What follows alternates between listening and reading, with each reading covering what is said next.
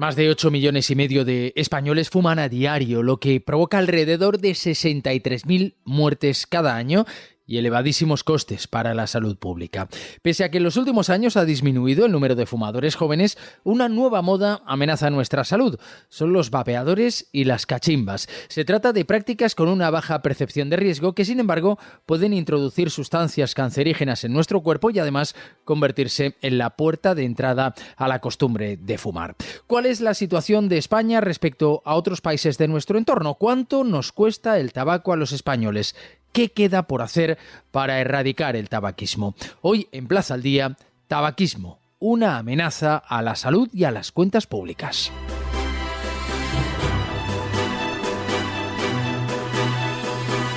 Vamos a saludar a Mónica Pérez Ríos, es coordinadora del Grupo de Trabajo sobre Tabaquismo de la Sociedad Española de Epidemiología. Doctora Pérez, ¿qué tal? Muy buenas. Hola, ¿qué tal? Vamos a analizar algunas de las conclusiones del último estudio que han realizado ustedes. ¿Cuáles diría que son las principales conclusiones de ese estudio realizado por la Sociedad Española de Epidemiología? Bueno, pues las principales conclusiones de este estudio pasan por explicar que parece que en España la prevalencia de consumo de tabaco está disminuyendo, lleva disminuyendo ya desde hace unos años, pero la prevalencia de consumo que tenemos ahora mismo sigue siendo una prevalencia de consumo alta y el impacto que tiene el consumo y la exposición al humo ambiental de tabaco suponen en España una importante carga de mortalidad evitable y que por lo tanto pues deberíamos tratar de disminuir. Yo tengo algunos datos subrayados de ese estudio. Por ejemplo, en 2020 fumaba el 20% de la población en España. El mayor porcentaje se daba en hombres. Fuman más los hombres que las mujeres. Sin embargo, entre las mujeres, las muertes atribuibles al consumo de tabaco no han parado de aumentar en los últimos 30 años. Sí, es cierto lo que usted comenta y de hecho para nosotros es preocupante lo que se está observando en las mujeres. La prevalencia de consumo entre ellas es más baja, siempre ha sido más baja, pero lo que notamos es que el descenso que se ha observado en hombres no se observa en las mujeres. De hecho, entre nosotras lo que se nota es una estabilización en la prevalencia de consumo, incluso en los grupos de edad más jóvenes.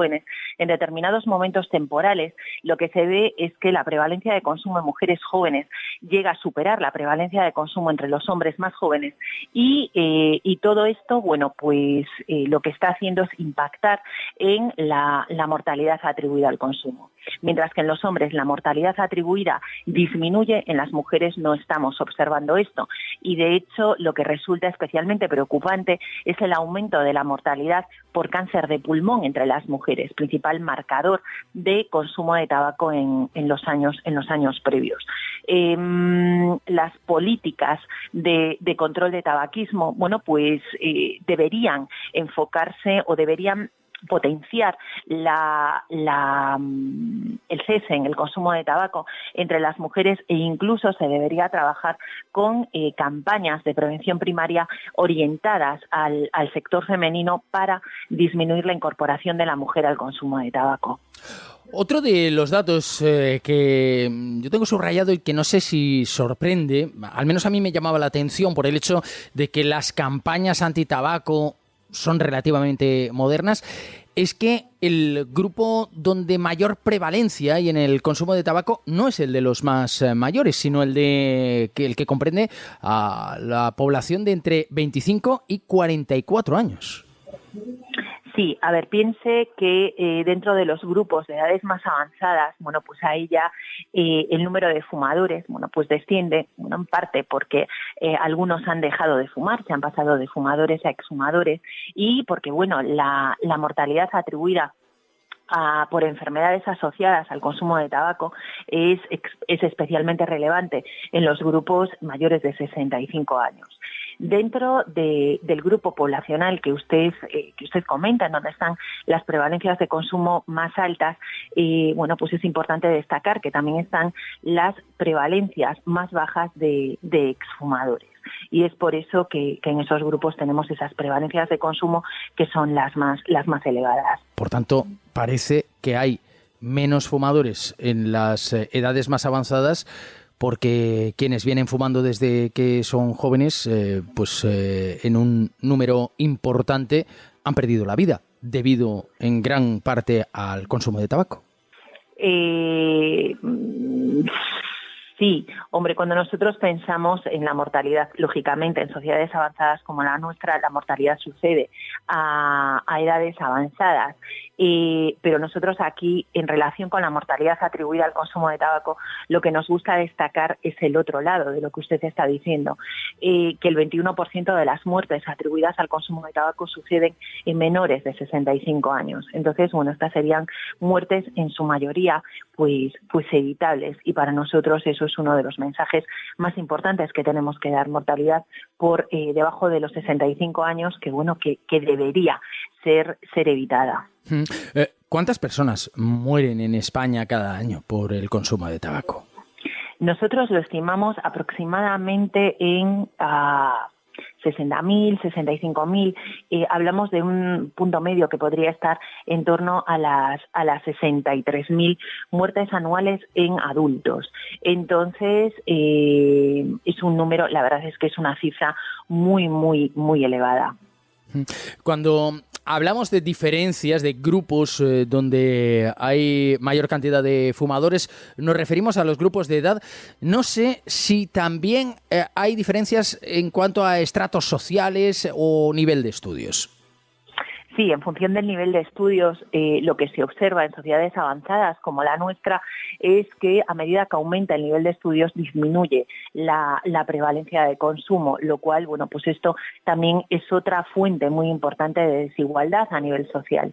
En España, pues la prevalencia de consumo entre las personas que tienen niveles superiores pues es aproximadamente 6 puntos porcentuales más baja que la prevalencia de consumo de las personas que tienen estudios medios, y si comparamos los que tienen estudios medios con estudios básicos, aquí las prevalencias son más similares. Por lo tanto, pues en sociedades como la nuestra lo que se ve es que a medida que aumenta el nivel de estudios disminuye la prevalencia de consumo de tabaco. Por tanto, se podría decir que a mayor información, menor consumo de tabaco, por tanto, habría que hacer hincapié en esa información para toda la sociedad. Sí, se sabe que el nivel de estudios protege frente, a determinados factores de riesgo, como puede ser el consumo de tabaco. En este caso, lo que se valora es la capacidad que pueda estar ligada a entender los mensajes de salud. Por eso, muchas veces se debe trabajar con mensajes que estén adaptados en función de los diferentes niveles formativos, o incluso hacer especial hincapié en determinados colectivos o en determinados en determinados estratos de la sociedad para potenciar todas estas medidas que no van más allá que a la mejora de la calidad de vida de la sociedad. No sé si tiene usted datos de otros países, y no sé si podemos poner en relación a esos otros países los datos obtenidos en España. Dentro de cómo es la evolución de la epidemia tabáquica en los países desarrollados es similar si nos comparamos con países de nuestro entorno en Europa. Por ejemplo, si nos comparamos con países como Estados Unidos, la prevalencia de consumo de tabaco en España es mucho más alta. Cierto es que ellos empezaron a fumar antes que nosotros, y que todos los problemas que nosotros vemos ligados al consumo de tabaco ellos los experimentaron antes que nosotros. Lo mismo que Estados Unidos, tendríamos también el Reino Unido. Pero, por ejemplo, si nos comparamos con América del Sur, nosotros iríamos adelantados en cómo está evolucionando o más bien iríamos por delante en la evolución de la epidemia tabáquica. Ellos están en estadios más retrasados que nosotros. O sea, lo que nosotros estamos observando ahora, ellos lo observarán dentro de unos años. Por ejemplo, en relación con el impacto de la mortalidad atribuida al consumo de tabaco, para nosotros las principales causas de muerte atribuidas al consumo en Europa es el cáncer. En cambio, por ejemplo, en América del Sur ellos siguen teniendo a las enfermedades cardiovasculares como las causas de muerte que producen más mortalidad asociada al consumo de tabaco. Pues Mónica Pérez Ríos, coordinadora del Grupo de Trabajo sobre Tabaquismo de la Sociedad Española de Epidemiología, muchísimas gracias por atendernos. Muchísimas gracias a vosotros por tener en cuenta los trabajos que hacemos y por intentar conseguir un descenso en un factor de riesgo tan importante para la salud como es el consumo de tabaco. Muchísimas gracias. Andrés Zamorano es el presidente del Comité Nacional para la Prevención del Tabaquismo y coordinador del Grupo de Tabaquismo de la Sociedad de Médicos Generales y de Familia. ¿Qué tal, señor Zamorano? Muy buenas. Muy bien, ¿cómo están ustedes? Se ha avanzado mucho en la erradicación del tabaquismo en los últimos años, pero a la vista de los datos aún queda muchísimo por hacer. Sí, efectivamente, se ha avanzado mucho. En España cada vez se fuma menos. Estábamos partiendo de prevalencias de un 40% hace 30 o 40 años y ahora estamos en menos del 20% en población de 15 años y más. Entonces estamos avanzando mucho, pero tenemos muchísimas cosas por hacer. Cuando se promulgó la Ley 2005 y la modificación del 2010, España fue un modelo a seguir por los países europeos e incluso a nivel mundial. Pero ahora nos hemos quedado bastante obsoletos y tenemos un plan integral de tabaquismo donde están recogidas todos los aspectos que consideramos desde el CNPT y del propio Ministerio que han elaborado sus técnicos este plan integral de tabaquismo, y nosotros hemos hecho muchísimas alegaciones al respecto y esto está en un cajón del Ministerio de Sanidad que está por publicar. Y ahí está recogido un poco lo que será el germen de la nueva ley del tabaco. Porque se acaba de cumplir el 20 aniversario de la firma de ese convenio marco para el control del tabaco de la Organización Mundial de la Salud. Entró en vigor poco después, en 2005. ¿Qué balance se hace de los resultados de estos 20 años después de esa aprobación? Bueno, el convenio marco de control de tabaquismo efectivamente fue ratificado por 189 partes, 188 países y la Unión Europea. En este momento me parece que esa es la cifra exacta y es un avance impresionante en relación al control y prevención del tabaquismo. Entonces, en España tenemos que desarrollar, esto es nuestra hoja de ruta, nuestra, digamos, carta magna en relación a dónde hay que llegar. Y habla, pues, está articulado, valga la redundancia, en artículos, y entonces se habla de subida de impuestos, de equiparar impuestos de los cigarrillos electrónicos a los cigarrillos clásicos combustibles. Vamos, esta es nuestra petición desde el CNPT. Habla de ampliar los espacios sin humo, no solo a las terrazas, sino a cualquier sitio donde pueda haber gente, playas, piscinas, etcétera. Habla del empaquetado genérico, que en España es probable que lo veamos pronto, si sigue adelante la modificación de ese Real Decreto del 9 de junio de 2017, habla también de prestar ayuda al paciente fumador y habla también de la patrocinio, publicidad y promoción de los productos del tabaco. Y nosotros añadimos de todos los productos derivados con nicotina o sin nicotina, porque últimamente estamos asistiendo a un escándalo, lo llamaría, no sé, es un adjetivo que dejaría a los oyentes que pusieran cada uno su adjetivo, porque se están ofertando cigarrillos electrónicos supuestamente sin nicotina a niños de 8 o 9 años y se están utilizando como regalos de primera comunión. Sí, yo quisiera poner también el acento en este sentido, el impacto de los nuevos productos de consumo de tabaco y nicotina, sobre todo entre los más jóvenes, los famosos vapeadores, que muchos han pensado o siguen pensando que es una manera de reducir riesgos. Sin embargo, ustedes señalan que multiplican los riesgos, no solo en esos niños, es un dato muy alarmante el que nos acaba de dar, sino también en los adultos. Sí, efectivamente. Nosotros hablamos de multiplicación de daños porque sabemos, a ciencia cierta, por estudios que hay publicados, que del 60 al 90% de los vapeadores son fumadores duales. O sea, están utilizando vapers y están utilizando cigarrillos clásicos combustibles, o bien en formato de cajetilla, o bien en tabaco de liar, o bien en sisa, o también consumidores de cannabis en forma de porros. Entonces, ¿qué significa? Pues que están utilizando los dos sistemas y están multiplicando los riesgos. No hay ningún estudio serio que diga, que corrobore que estos productos sirven para dejar de fumar y sabemos a ciencia cierta que son nocivos para la salud. Aunque no lleven nicotina, los productos que llevan son calentados con una batería que llevan en su interior y se producen sustancias que son no potencialmente, sino sabemos con seguridad que son sustancias tóxicas para el pulmón, para las arterias coronarias, o sea, producen riesgo cardiovascular y producen también alteraciones celulares que pueden dar lugar o dan lugar a cáncer. Ya hay estudios en ratones que se ha demostrado que pueden producir cáncer.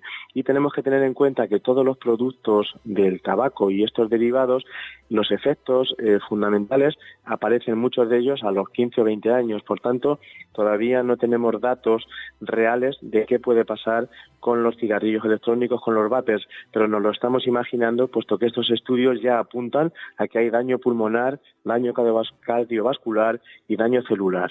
Me parece importante subrayar esto que nos acaba de decir. Sustancias que se utilizan en esos vapeadores pueden no ser nicotina, pero pueden ser otras sustancias que también estén catalogadas como cancerígenas. Entre el 60 y el 90% de los fumadores alterna el tabaco convencional con los vapeadores. Parece que hay una baja percepción de riesgo con estos vapeadores. ¿Cree usted que falta información en este sentido? Que una de las cosas que nos falta por hacer es precisamente que haya más información en estos productos que son percibidos como de menor riesgo. Claro, la información que está llegando a los chavales jóvenes, incluso a los padres que están regalando, o los amigos de los padres que están regalando estos dispositivos para la primera comunión, como estamos hablando, va porque no tienen una información de información científica sobre estos productos. Entonces, ¿de dónde reciben la información? A través de redes sociales, de Instagram, etcétera, donde aparecen influencers que son pagados, claramente pagados, y están hablando incluso de otra cosa y están vapeando. Entonces, claro, la gente joven esto lo asocia a que es una cosa muy guay, muy cool, como antiguamente pasaba con el cigarro, con el cigarrillo clásico combustible. Entonces ahora que está muy de moda estos sistemas y no son conscientes de que no solo perjudican al que está vapeando, sino que también hay aerosol, llamémosle humo de segunda mano de los vapers. Hay estudios que han demostrado que en locales cerrados donde han estado unas cuantas personas vapeando, las concentraciones de partículas nocivas para la salud están presentes incluso una vez que han pasado horas.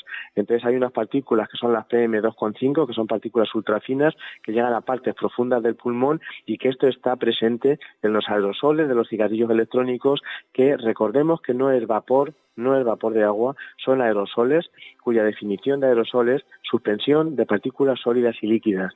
Y en esta suspensión de partículas sólidas y líquidas hay productos nocivos para el pulmón, para el riego, para las arterias coronarias, o sea, enfermedad cardiovascular, cerebrovascular y también enfermedad oncológica.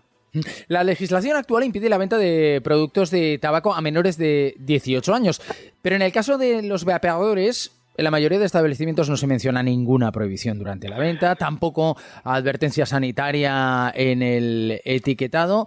No sé si hay un vacío legal en torno a estos dispositivos que habría que resolver.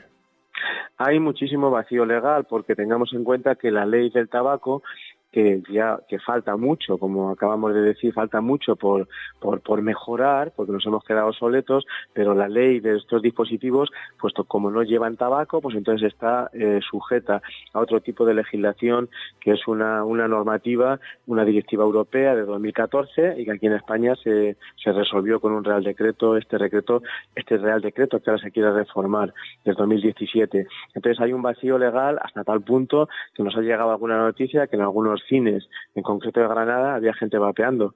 Entonces, incluso el empresario, o sea, de muy mala forma, digamos, una interpretación muy mala, decía como que no se podía decir nada puesto que no está prohibido, pero hay cosas que son de sentido común y caen por su propio peso. Actualmente, según la legislación actual, se podría vapear en un restaurante, pero díganme ustedes quién se atreve ahora a sacar un vapor en un restaurante. Yo creo que sería absurdo. Entonces nosotros lo que queremos es que de una vez por todas se iguale la legislación de los vapers a los cigarrillos clásicos combustibles y, por tanto en fiscalidad como en espacios sin humo, como en promoción, publicidad. Sobre todo el tema de la publicidad es súper importante, y la información, y también prestar ayuda a los pacientes que están vapeando y no pueden dejarlo. Actualmente están llegando a nuestras consultas gente que está fumando cigarrillos electrónicos, o sea, vapers, y que no pueden dejarlo, puesto que los que tienen nicotina, pues la nicotina ya sabemos que es una sustancia muy adictiva, y cuando dejas de consumirla produce síndrome de abstinencia. Hay un dato que ofrece la Sociedad Española contra el Cáncer, del que le querría pedir valoración. Advierten que el 20% de los jóvenes fuma cachimbas a diario, el 35% lo hace una vez a la semana, y que estos hábitos aumentan un 122% el riesgo de padecer cáncer de pulmón y de esófago. ¿También es una práctica preocupante sobre la que deberíamos poner el acento? Claro, es muy preocupante porque esto también se promociona como un compartir una sisa de estas, en los bares te lo ofrecen, incluso a veces con promociones de una cerveza y una sesión de sisa X euros, ¿no? Entonces esto también es otra cosa que ha entrado en los jóvenes, y también tenemos que recordar que una sesión de esas equivale a fumarse un montón de cigarrillos, pero es que además le estamos añadiendo no solo eso, sino que esto ustedes saben que lleva una cazoleta donde van este tabaco, que es un tabaco especial que se vende para sisas, se cubre con un papel albal perforado, y encima del papel albal se pone una partícula, o sea, una pastilla de carbón que se quema. Entonces te estás tragando el monóxido de carbono y todos los productos tóxicos de la pastilla de carbón. Por tanto, menudo negocio estás haciendo con tus pulmones y con tus órganos, que estás amplificando todos los efectos perjudiciales que tiene el propio tabaco. Entonces, todos los productos que se fumen, todos estos productos deben estar equiparados para que no se puedan fumar en locales públicos, y que los jóvenes y los adolescentes sepan los peligros que tiene todo esto, y no nos dejemos llevar por las modas, que siempre todo el mundo, cuando hemos sido jóvenes, nos hemos dejado llevar por las modas, pero estando bien informados, pues la gente bien informada, la gente joven que es inteligente, pues se dará cuenta que esto no le lleva a ningún sitio, sino le lleva a enfermar. Estamos hablando de vapeadores, de cachimbas, de nuevas modas, en definitiva, de nuevas formas de fumar, y aquí parece que hay mucho por hacer, pero también en las viejas formas, porque piden ustedes que respecto al tabaco tradicional se aumente todavía más el precio de la cajetilla, se amplíen los espacios sin humo. Acabamos de conocer una encuesta en la que la gran mayoría de los españoles estaría dispuesto y cree que sería conveniente que se ampliaran esos espacios sin humo, que no se pudiera fumar en ninguna zona de terrazas de bares, por ejemplo. Y también piden ustedes que se implante el empaquetado neutro vigente. Sí, el empaquetado neutro es, todos los paquetes son exactamente iguales, con las imágenes que ya conocemos, pero en un tono un poco más grisáceo, más que dan más miedo. Y hay ya 20 países aproximadamente que ya lo tienen implantado, entre ellos Francia. Y Francia también tiene el precio del tabaco al doble que lo tenemos nosotros. Nosotros hemos propuesto el año pasado, en el Día Mundial Sin Tabaco, que el tabaco en España debería subir a 10 euros en el ascensor, y otra subida en escalera hasta los 20 euros, porque eso limitaría el acceso de los jóvenes, y mucha gente que se está planteando dejar de fumar, pues sería como la cuestión definitiva para decidirse a dejarlo. Si hay que poner una sola medida en relación al control de tabaco, la medida que se ha mostrado más eficaz es esta. La propia reina, doña Leticia, en la última conferencia europea ECTO, que se celebró en Madrid del 26 al 28 de abril, y donde estuvimos nosotros presentes, el CNPT en el Congreso, dijo que subir el precio del tabaco es necesario, y que esto es incuestionable, porque disminuye la demanda y por tanto disminuye las muertes. En relación a los espacios sin humo, nosotros lo que proponemos es que no se fume en ningún sitio donde haya personas. así de fácil y así de difícil. Pero un sitio concurrido, una cola, una calle concurrida, una acera concurrida, no se debería fumar porque el humo de segunda mano no es que te moleste, que también te molesta, sino que te enferma. Y en relación al resto, pues igual equiparar todos los cigarrillos electrónicos al tabaco clásico convencional, pero el tabaco clásico convencional está todavía en mantillas porque nos falta todo esto que estamos hablando. Prestar ayuda, todo esto debe ir, si subes el precio del tabaco mucho, tienes que prestar mucha ayuda a los pacientes fumadores, porque no puedes dejar a la gente que es adicto, o sea, el tabaquismo, dijo también la reina, no es un hábito, es una enfermedad. A la gente que tiene una enfermedad, pues hay que darle diagnóstico y darle tratamiento. Entonces debe haber profesionales que tengan formación en tabaquismo y cualquier persona de cualquier sitio, de cualquier punto del país, puede decir a su sanitario de referencia: quiero dejar de fumar, y tener las herramientas necesarias con los tratamientos financiados para poder dejar de fumar. El tabaquismo es un problema de salud pública y evidentemente es lo primero que nos debe preocupar, pero hablemos de economía, hablemos de dinero. Hay una paradoja que tiene que ver con que la propia administración que pone en marcha campañas antitabaco recauda mucho dinero cada año, 9.000 millones de euros cada año con las ventas del tabaco. ¿Cuál es el coste sanitario? ¿Cuánto nos cuesta a los españoles la enfermedad derivada del tabaquismo? Pues mire, usted ha dicho 9.000 millones, son exactamente 9.300 millones y nos gastamos el triple. O sea, el gasto, lo que cuesta fumar, ¿cuánto nos cuesta fumar en España? Nos cuesta 27.000 millones y hay que restarle los 9.000 que recaudamos de impuestos. Esto desmonta un falso mito de mucha gente que dice: no, al Estado no le interesa que la gente deje de fumar porque recauda mucho dinero. Y es verdad que recauda mucho dinero porque 9.000 millones, 9.300 millones no es ninguna tontería, pero si lo comparamos con lo que nos gastamos, pues estamos perdiendo cada año 20.000 millones de euros en todo lo derivado con el tabaco, en enfermedades, en pruebas diagnósticas, en bajas laborales, etcétera, etcétera. La propia reina doña Leticia, la vuelvo a citar, lo dijo en su discurso de inauguración del ECTO que se celebró en Madrid recientemente. Andrés, es un mal negocio, es un negocio malo desde el punto de vista individual, desde el punto de vista familiar, desde el punto de vista estatal. Es un mal negocio, tenemos que actuar ya. Mal negocio para la salud y mal negocio para el bolsillo. Andrés Zamorano, presidente del Comité Nacional para la Prevención del Tabaquismo y coordinador del Grupo de Tabaquismo de la Sociedad de Médicos Generales y de Familia, muchísimas gracias. Muchísimas gracias a vosotros.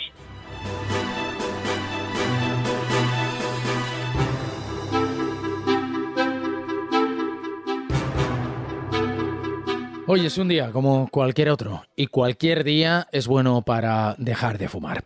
Ya saben que Plaza al Día es el daily de las cabeceras de Plaza. Pueden encontrarlo en ellas de lunes a viernes y también en las principales plataformas de podcast donde pueden suscribirse y enviarnos sus comentarios.